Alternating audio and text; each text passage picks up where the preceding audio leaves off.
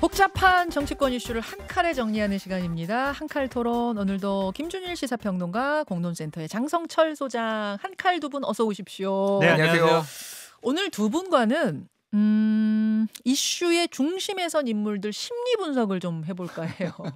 앞에서 제가 뭐 공수처 어떻게 보세요? 뭐 지금 뭐 탄핵 심판은 어떻습니까? 이런 질문은 다 했고 인터뷰에서 두 평론가와는 심리 분석을 좀 해보려고 하는데 부적절한 것 같습니다. 왜 부적절하다? 제 마음, 제의 마음을 저도 잘 모르는데 남의 마음을 어떻게 알겠습니까? 내 마음 나도 모르는데 원래 자기 마음은 몰라요. 네. 남의 마음 읽는 게 더 나아요. 제3자가. 제가 뭐 궁예도 아니고. 지금 윤석열 대통령은 자신의 마음 자기도 모를 수 있습니다. 두 분이 한번 분석해 주세요. 윤석열 대통령 왜 지금 법원의 영장까지 거부하면서 저렇게 버티고 있는 것인가? 그분의 마음은 알 수 있을 것 같아요. 내가 뭘 잘못했어. 나 화났어. 나 지켜줘. 그냥 이거 세 개 같아요. 나 화났어. 네.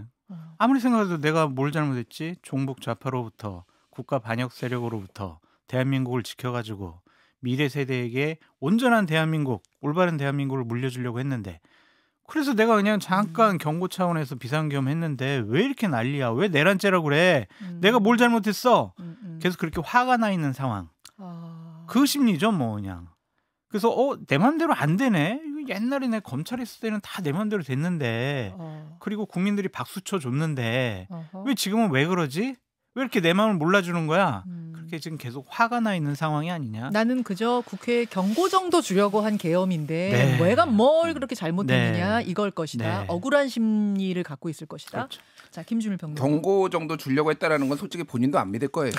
그런가? 그건 이제 사후 정당화라고 하죠. 합리화 정당화고 음모론 얘기를 좀 할게요. 이게 서강대학교 전상진 교수가 이제 우리나라 음모론 쪽에 좀 많이 권위자인데 그분이 쓴 책에 따르면은요, 음모론은 뭐냐면은요, 지금 내가 받고 있는 고통을 이해하는 방식이에요. 무슨 얘기냐면은 말이에요, 예전에는 신정국가 중세에는 네. 신의 섭리로 내가 고통은 너무 힘들잖아요. 네. 그러면은 이거를 신의 섭리로 이해를 했어요. 근데 이제 중세 시대가 끝나고 근대로 들어오면서 네. 그 자리를 내가 이해할 수 없는 일이 벌어졌을 때, 예. 그럼 거기에 이제 음모론이라는 방식으로 이제 이게 작동이 된단 말이에요. 윤석열 대통령이 그 김용현 그 전 국방부 장관 공소장에 보면은 명태균 게이트를 보면서 이게 나라냐, 계엄해야 되겠다 이런 얘기를 했다라는 거잖아요. 네. 정상적인 사람이라면은 그런 거죠. 명태균 게이트를 보면서 내가 성찰도 하고 내가 명태균하고 왜 그런 얘기를 했나 뭐 이래야 되는데 내가 왜 그랬지? 내가 고통받는 거야.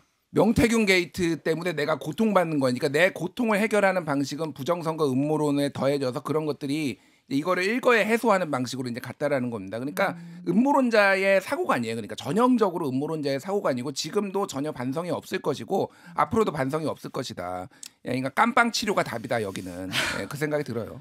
음모론이라는 세계관, 그 유니버스에 갇혀 있기 때문에 그 속에서는 지금 하다못해 법원의 영장이 남았는데도 그 음모론 속에 갇혀 있으면 그 법원 영장조차도 음모가 되는 거예요. 그러면 나를 궁지에 몰아넣기 그렇죠. 위한 네. 음모론의 가장 큰 근본 요인은 네. 본인이 생각하기에 부정선거라고 선관위가 이거 부정선거 하는데 그거 밝히려고 했는데 왜 자꾸 나보고 잘못했다고 그래. 부정선거만 밝히면은 내가 왜 비상계엄했는지 국민들이 다 이해해 줄 거야. 그 미련에 아직 집착하고 있는 것 같다라는 생각이 들어요. 자, 이제 그래서 법원의 영장을 가지고 이제 체포를 할 수밖에 없다. 조사받으러 제발로 안 나오니 체포를 할 수밖에 없다고 간 공수처가 첫 번째 실패하고 어제 마지막 날 들어갈 줄 알았는데 또 시도할 줄 알았는데 시도를 안 하고 경찰한테 요 체포만 좀 대신 해주시오라고 네. 위탁을 했다가 경찰이 그게 무슨 소리입니까? 우리 안 합니다. 이렇게 되면서 없던 일이 됐고 하루를 그냥 보내버렸어요. 어제 그걸 맡길 때 그 공수처의 심리는 뭐였다고 보세요? 내가 이거 해도 되나? 이제 갑자기 이제 현타가 온 거죠. 갑자기 이제 거기 현장에 가서 보니까 네. 경호관들이 막 이렇게 모여가지고 스크럼 짜고 이러고 있고 밖에 나와 보니까 윤석열 대통령을 옹호하는 태극기 부대를 나와가지고 공수처 물러가라 가만 안 두겠다 막 이러고 분위기를 보니까 괜히 우리가 이거를 하다가는 헌정사상 처음 있는 현직 대통령을 구속 체포하는 이런 걸 우리가 하는 게 맞나? 이거 우리가 감당할 수 있나? 겁을 확 먹었던 것 같아요. 겁먹은 것 같다. 그러니까 아니 공수처가 뭔가를 진행을 할 때 네. 본인들도 뭐 변호사, 검사들이니까 네. 다 법률적인 검토를 했을 거 아니에요. 했겠죠. 근데 네. 법률적인 검토가 하룻밤 사이에 바뀌어요. 생각해보니까 법률 검토해보니까 우리가 이거 하면 안 될 것 같은데 우린 능력도 없고 아이 경찰이 좀 더 잘하잖아. 이렇게 생각했다는 게 웃기잖아요. 근데 그거는 겁을 확 먹었다. 아 이거 해서는 진짜 큰일 나겠다. 그러니까 그냥 경찰 너희들도 인원도 많으니까 그냥 니들이 해라. 쑥 책임 넘긴 것 같아요. 그러면 거기서 딱 우리는 안 받겠다. 법적으로 좀 문제가 있는 것 같다라고 안 받겠다고 한 경찰의 심리는 뭡니까? 경찰은 와, 그 왜 우리한테 넘겨 왜? 니들이 해줘 왜 우리한테 넘기는 거야? 이거 이상한 사람들이네. 이제 본인들도 그거를 감내하기가 상당히 좀 어렵다. 처음 있는 일이잖아요. 네. 그것이 나중에 네. 어떠한 정치적인 법률적인 파장이 있고 책임을 져야 되는 것에 대한 겁과 두려움이 있었던 것 같아요. 하하. 그래서 이거를 제대로 집행하는 것에 대해서 상당히 겁을 먹고 있다. 전 그렇게 표현이 돼요. 김준 평론가 어떻게 그러니까 보셨어요? 어제 겁 먹은 상황. 것도 맞는데 제가 보기에는 원래 그냥 공수처가 그런 조직이고 특히 공수처장이 그런 것 같아요. 그러니까 이 공수처에서 지금까지 수사를 해가지고 제대로 지금 기소된 게 있나요? 없어요. 네. 예, 그냥 다 질질 끌고 물론 인력도 제한적이고 여러 가지 예산도 없고 그건 맞지만은 한계는 있어요. 네. 예, 그런 한계가 있지만은 최상병 특검 같은 경우에는 지금 맨날 민주당에서 법사위원 뭐 박지원 의원도 그렇고 불러다가 도대체 뭐 하는 거냐, 왜 진척이 안 되냐, 그냥 붙들고 있어요. 제가 보기엔 오동훈 공수처장 자체가 제가 보기에는 그냥 대통령한테 사실상 충성하는 사람이 아닌가 저는 그런 생각이 들어요. 지금까지 해온 걸 보면은요, 딱히 의지가 없다. 제가 보기에는. 그래서 아예 뭐 여러 가지 고민들이 있을 텐데 박범계 의원 인터뷰하신 것도 봤는데 네. 공수처를 없애든지 이 공수처 검사들이라는 사람들이 보면은요, 그냥 변호사 하다가 몇 년 공수처 검사하고 다시 자기 변호사 들어가야 되는데 내가 굳이 어렵게 이 사람들 다 잡아 넣어가지고 내가 나중에 이 사람들하고 관계 안 좋아지고 정말로 그렇게 할 만한 동기가 부여가 되는 것인가. 그 생각이 많이 들어요. 제도를 좀 바꾸든지. 그리고 지금 상황은 어쨌든 경찰에 차라리 넘기는 게 맞겠다라는 생각까지 들 정도로 예. 좀 공수처에 대해서는 이미 무능과 무책임을 목도했기 때문에 더 이상 못 믿겠습니다. 전 저 조직은. 그럼 어제 경찰이 못 받겠다고 한 것도 이해가 되셨겠네요. 아니 그러니까 경찰의 입장은 내가 니들 졸개야? 용역 주냐? 뭐 이런 표현까지 언론에 나왔어요. 딱 그 생각일 거예요. 니들이 하기 싫은 거는 우리한테 떠넘기고 내가 설거지해야 돼? 이 느낌이 딱 확 들었기 때문에 자식들이 멋있는 거 폼나는 거 수사는 우리가 하고 자기들이. 그러니까 공수처가 네. 그리고 우리가 어려운 거는 다 해야 된다고 우리만 따로 이거는 받아들이기 힘들죠 경찰 입장에서. 경찰 게시판이 부글부글했다고 하는데. 창피해 그냥 이게 참 겁먹었다라는 게 표시되는 게 어제 공수처장이 보통 딱 나와가지고 저희가 체포영장 집행하겠습니다 이러다가 어제는 그냥 이게 문을 막아놓고 막 기자들 질문하는데 그냥 도망가듯이 싹 들어가 버리잖아요. 차장이 나와가지고 브리핑을 하고 그런 것을 보면 현 상황을 감내할 수 있는 배포도 없는 것 같고. 그러면 지금 윤 대통령 전략이 먹혀 들어간 거예요? 통한 먹혀 거예요? 들어가고 있죠. 그러니까 지지층이 결집되어 있는 모습도 보여지고 의원들도 이제 결집을 해가지고 관저에 나타나가지고 결사옹위하겠다라는 모습도 나타나고 아스팔트 위에서 그 추위에 무릅쓰고 어제 한 언론 보도 보니까 탄핵 찬성 20%, 탄핵 반대 한 70% 뭐 이런 식의 얘기가 나오더라고요. 관저 앞은 그렇다는 거죠. 네. 관저 앞에 그 집회 상황은. 네, 윤석열 대통령을 지지하는 사람들이 관저를 쫙 둘러싸고 윤석열 힘내라 이러고요. 어제 보수 우파 그 유튜버들 제목 썸네일을 보면은요 가관도 아니었어요. 윤석열이 이겼다, 공수처 졌다, 이제 윤석열 복귀한다, 막 이제 다 싹쓸이 해버리자 막 이러한 썸네일로 해가지고 윤석열 응원단 치어리더들이 그냥 확 지금 불길처럼 일어나고 있잖아요. 그런 것에 대해서 공수처가 우리 감당할 수 있을까 막 계속 이렇게 겁먹는 것 같다. 그런 생각이 들어요. 심리라고 보세요. 네.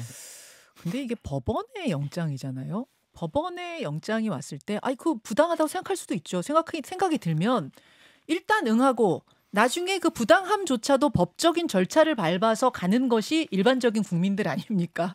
그런데 법원의 영장이 왔는데 내가 보니까 내가 억울해, 부당해, 그럼 나 안 응하지 않겠어. 이거는 누가 봐도 일반적이지 않아요. 우리는 상상할 수도 없는 일이 좀 벌어지고 있기 때문에 사실 원죄는 거기에 있습니다. 본질적인 문제는. 그런 버티는 상황이란 걸 알면서 공수처 너무 안이하게 대응한 거 아니야? 이것도 분명히 질타할 수밖에 없는 상황이다. 지금 그런 말씀이세요. 두 분의 말씀. 맞습니다.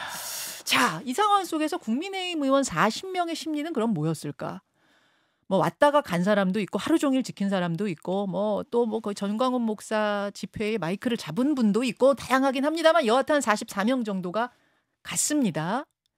지난주에 비해서 이게 얼마가 는 거예요? 엄청 늘어난 거죠. 그렇죠. 이분들의 심리는 무엇인가? 장 소장님. 윤상현 의원은요.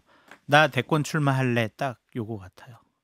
나 그냥 대권 출마할래? 네, 나 이분들의 지지를 받아가지고 나 대선 출마할 거야.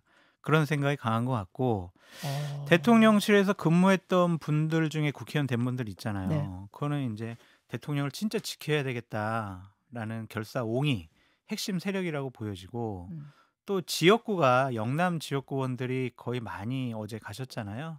지역구의 분위기, 그 지지층의 분위기. 그러니까 대통령 안 지키고 뭐 하는 거야? 막 이런 문자를 수천 통 하루에 받는다고 하잖아요. 그래요? 네. 수천 통이 온대요? 언론에 그거 났습니다. 그렇다면 그 지지층의 여론의 압박도 어허. 무시할 수가 없는 거고 또 이제 몇몇 분들 같은 경우엔 내가 안 가면 이거 좀 나 뭐 오해받는 거 아니야? 나도 가야 되겠네.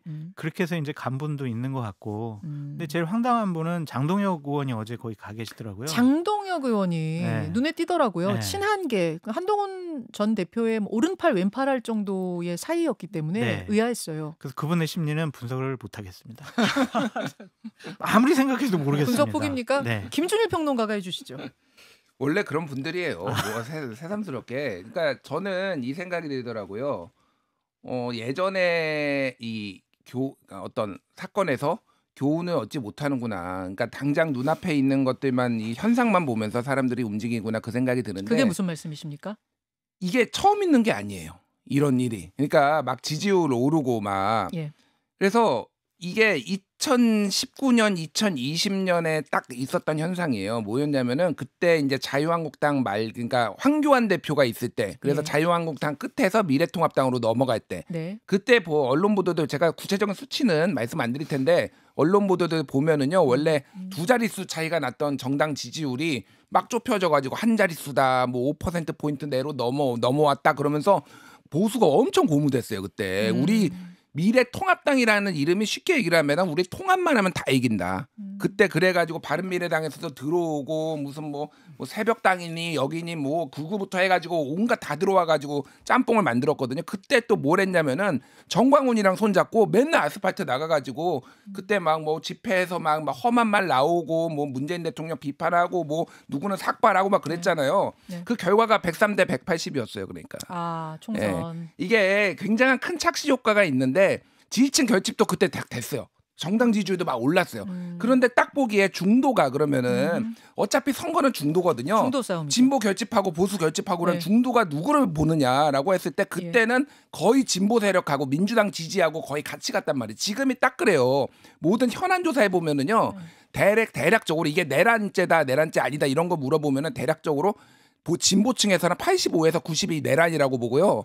뭐 이를테면 중도에서는 이를테면은 75에서 뭐 요 안팎으로 내란이라고 보는데 보수에서는 내란이 아니다가 한 60 뭐 이 정도 나와요. 그러니까 이게 대체적으로 그런 경향성이 있어요. 제가 말씀드린 거.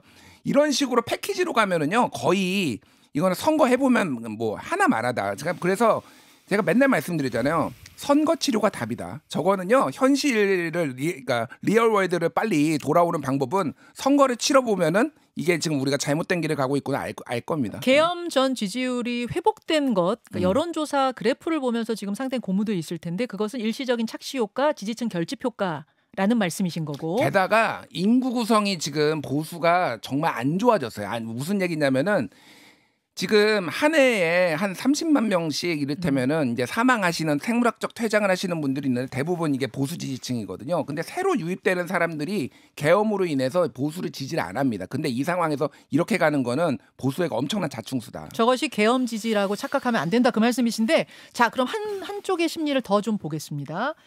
탄핵 소추안에서 탄핵죄라는 것을 지금 빼는 것이 큰 논란이 됐어요. 원래 넣었던 것을 빼야 이제 빨리빨리 좀 이 탄핵 심리가 이루어지겠다는 민주당 측의 주장인데 이 민주당의 심리는 어떻게 읽고 계십니까? 빨리빨리 하자. 아유 조급함이죠. 그러니까 탄핵 심판 빨리빨리 해가지고 조기 대선 해서 이재명 대표가 위증교사든 선거범이든 2심 나오기 전에 대선을 하면 우리가 정권 잡을 수가 있어. 그러니까 최대한 헌법재판소의 탄핵 심판을 앞당기자. 음. 그러기엔 조급함의 표현이 아닌가라는 좀 생각이 들어요. 근데 그게 저는 뭐 홍준표 시장 같은 경우에는 짜장면에서 짜장을 빼면 그게 짜장면이냐 이런 식으로 이제 비판을 좀 하시던데 지금 우리가 헌법재판소에서 다루려고 하는 것은 어쨌든 비상계엄이 헌법에 맞게 법률에 맞게 그렇게 선포가 된 것이냐 그거를 보는 것이 주된 헌법 심판의 내용이잖아요.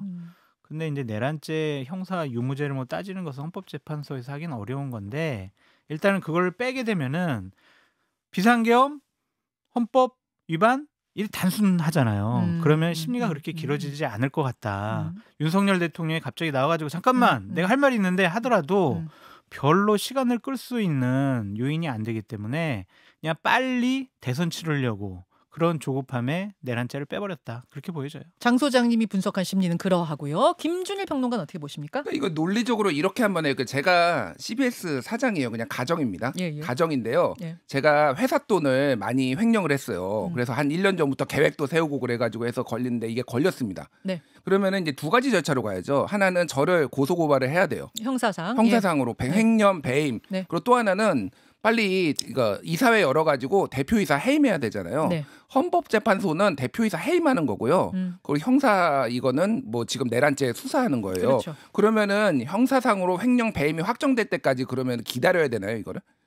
그러니까 이거는 빨리 쫓아내야 되는 거 아니에요. 그러니까 이 사람이 무슨 짓을 할지 모르는데 지금 횡령을 또 할 줄 모르는데 그러니까 이 절차로 보시면 돼요. 그래서 민주당이 급하게 만들면서 내란죄가 들어간 거는 물론 저는 실책이라고 봅니다만은 과거에도 이를테면은 박근혜 정부 때도 그런 탄핵 때도 그런 게 있었잖아요. 그래서 이게 법리적으로는 전혀 문제가 안 된다. 내가 이미 횡령한 게 계좌이체한 게 다 드러나 있는 상황이잖아요. 그러니까 그래서 횡령 행위에 대해서는 이미 다 알고 있어요. 모두가. 근데 이거를 그러면 횡령죄까지 형사상으로 2년 걸리는데 대법원 확정 판결까지 그거까지 기다려서 이거를 해고해야 되냐? 이거는 다른 문제라는 거죠. 그러니까. 애초에 괜히 넣었다 그 말씀이신데 저는 애초에 괜히 넣었다. 빠르게 이거를 한 이틀 만에 만들었다고 해요. 민주당에서. 그러면서 조금 실수가 있었다. 제가 김준일 평론가님 말씀에 좀 100% 동의를 하는데 빌미를 잡힌 거죠. 지금 국민의힘이나 윤석열 대통령 측은 째리만 봐도 시비 걸어가지고 지금 난장판을 만들려고 하는데 결정적으로 저렇게 내란죄를 빼버리면 국회에서의 탄핵 의결도 잘못된 거야. 그러니까 국회에서 탄핵 의결을 다시 합시다라는 요구가 나올 수 있는 빌미를 준 것이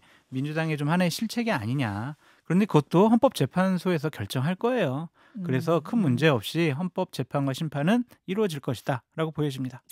예, 이렇게 해서 두루두루 심리를 한번 읽어봤습니다. 이제 앞으로의 전망을 좀 해봐야 될 텐데 지금 앞으로의 전망을 할 시간이 조금 부족하죠. 그래서 어떻게 될 거냐. 그래서 윤 대통령은 끝까지 조사 안 받는 거냐? 혹은 경찰한테 수사권을 공수처가 넘기고 조사를 하는 식으로 갈 것이냐 등등등 여러 가지 상황들을 두 분과 함께 전망해보도록 하겠습니다. 본 방송 여기서 마치고요. 유튜브 댓글쇼로 넘어갈게요. 두 분 고맙습니다. 감사합니다. 김현정의 뉴스쇼는 시청자 여러분의 참여를 기다립니다. 구독과 좋아요, 댓글 잊지 않으셨죠? 알림 설정을 해두시면 평일 아침 7시 10분 실시간 라이브도 참여하실 수 있습니다.